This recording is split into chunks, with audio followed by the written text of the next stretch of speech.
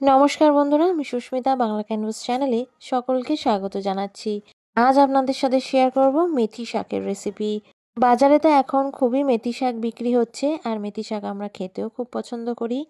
রুটি হোক বা পরোটা, সব কিছুর সাথেই এই মেথি শাকের রেসিপিটা কিন্তু খুব ভালো লাগে খেতে। আজ তৈরি করে দেখাবো আপনাদের আলু বেগুন দিয়ে মেথি শাক। আমার দিদা এটাকে বেগুন দিয়ে রান্না করতো, আমি এটার মধ্যে আলুও অ্যাড করছি। শুধু আলু দিয়েও এটা কিন্তু রান্না করা যায়। তো চলুন দেখে নেওয়া যাক আজকের এই রেসিপিটা। প্রথমে মেথি শাকগুলোকে এইভাবে ছাড়িয়ে নেওয়া হয়েছে। প্রথমে মেথি শাকটা ডাঁটাগুলোর থেকে পাতাগুলো ছাড়িয়ে নিয়েছি, তারপরে পাতাগুলোকে ছোট ছোট করে কুচিয়ে নিয়েছি। মেথি শাকটা ভালো করে কিন্তু বেছে নিতে হবে, আর ওপরের পাতাগুলোই নেব, নিচের ডান্ডিগুলো কিন্তু ইউজ করা হবে না।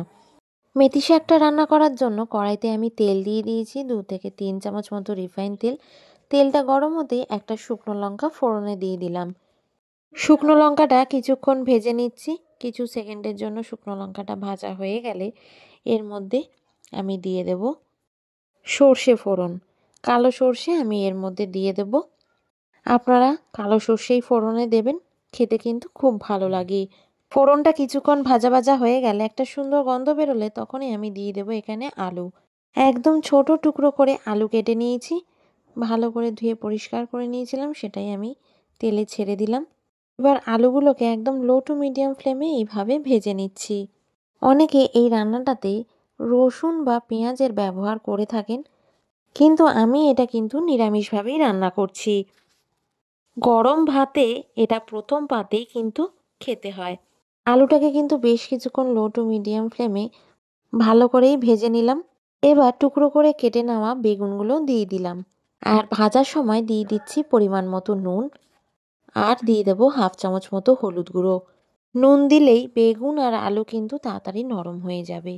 এই রান্নায় কিন্তু একদমই বেশি মশলার প্রয়োজনই পড়ে না, এটা খুব অল্প মশলাতেই তৈরি হয়ে যায়। অল্প মশলা দিয়েই এই স্বাদ কিন্তু অপূর্ব হয়। এই রান্নাটা খেলে আপনারাই বুঝতে পারবেন কতটা মাত্রায় সুস্বাদু তৈরি হয়। গ্যাসের ফ্লেমটাকে লোতে রেখে আলু আর বেগুনটাকে ভাজা ভাজা করে নিয়েই আমি ধুয়ে রাখা শাকটা দিয়ে দিলাম। আগে থেকে তো নুন দেওয়াই আছে, এবার নাড়িয়ে চাড়িয়ে ঢাকা দিলে শাকও একদম নরম হয়ে যাবে। এই রান্নায় কিন্তু একদমই জলের প্রয়োজন হয় না। বেগুন থেকে আর শাক থেকে যে জল বেরোয় সেই জলেই কিন্তু একদম এগুলো নরম হয়ে যায়, আর ঝটপট তৈরি হয়ে যায় মেথি শাকের এই রেসিপি। আমি কিছুক্ষণ ফ্লেমটাকে হাইতে রেখে আলু আর বেগুনের সাথে শাকটাকে একদম ভাজা ভাজা করে নিলাম। আমি 5 মিনিট ঢাকা দিয়ে রেখেছিলাম। দেখুন আলু একদম নরম হয়ে গেছে, শাকও বেশ সুসেদ্ধ হয়ে গেছে। এবার ভালো করে নাড়িয়ে চাড়িয়ে এর মধ্যে অ্যাড করে দেব আমি একটা কাঁচা লঙ্কা। কাঁচা লঙ্কার ফ্লেভারটা কিন্তু খুব ভালো লাগে। আর দিয়ে দেব পরিমাণ মতো চিনি।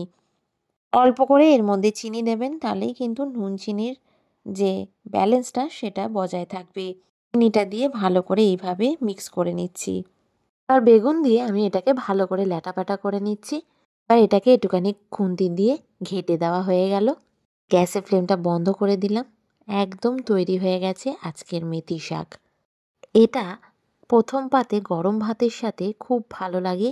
অবশ্যই বাড়িতে ট্রাই করতে ভুলবেন না। ট্রাই করে আমাকে কমেন্টসে জানাবেন কেমন লাগলো। আশা করি আমার এই আলু বেগুন দিয়ে মেথি শাকের রেসিপি আপনাদের ভালো লেগেছে। ভালো লাগলে অবশ্যই লাইক করবেন। চ্যানেলে নতুন হলে অবশ্যই সাবস্ক্রাইব করতে কিন্তু একদমই ভুলবেন না। পাশে থাকা বেল আইকনটা অবশ্যই প্রেস করবেন নতুন ভিডিওর আপডেটসের জন্য।